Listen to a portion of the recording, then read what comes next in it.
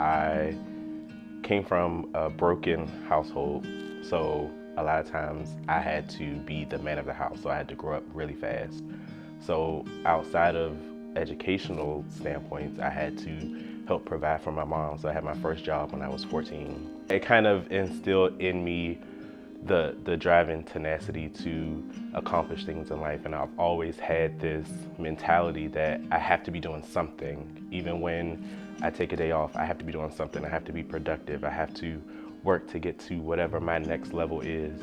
Heteronormative, to me personally, means a society or a culture that believes that what heterosexual cisgendered people believe is to be true, and nothing can change that.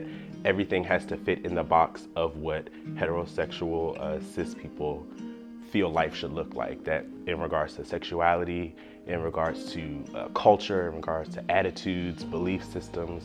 And I think that the idea of what heteronormative is putting people, groups of people, individuals in boxes based off of the belief systems of people who don't identify with me.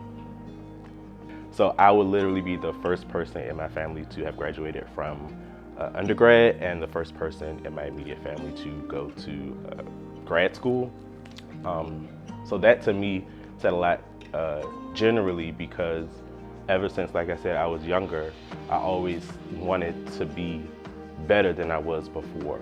And I think that my parents instilled in me the ability to see, what was right or wrong. My moral compass was always on 100, and I felt like that helped me move into a stage in my life now where I'm older and still able to do the things that people half my age are doing, but now with life experience, I'm able to do it a lot better.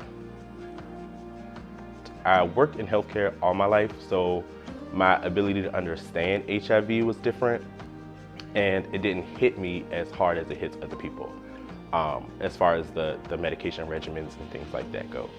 But once I started ART, it kind of hit me emotionally because my life was changing, because the side effects would hit me differently. I would go to work and have to wear sunglasses, and I was moody because things were a lot different back then. But mentally, I didn't think that I was prepared to handle what my life would look like. In community now, whether you're cis hetero or LGBTQ+, the connotation of clean and dirty is something that pisses me off, because as someone living with HIV, I'm dirty, but you're clean, but I take a shower like you take a shower. So I feel like negative connotations placed on HIV and STIs in general, but more heavily HIV, I think that stigma is a problem because it decreases the awareness in sexual health. And on top of HIV, I feel like racial stigma and discrimination is something that is global.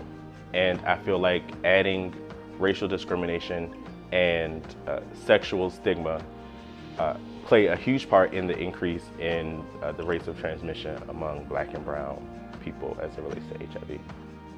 I want to create a platform where I not only educate individuals on coping mechanisms and strengthening their emotional intelligence and mental health, but also combat the stigma that is attached to HIV and sexual health in general.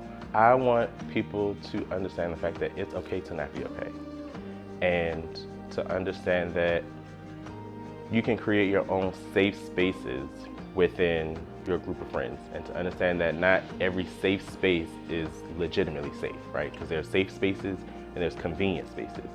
Not every safe space is going to be convenient, and not every convenient space is going to be safe.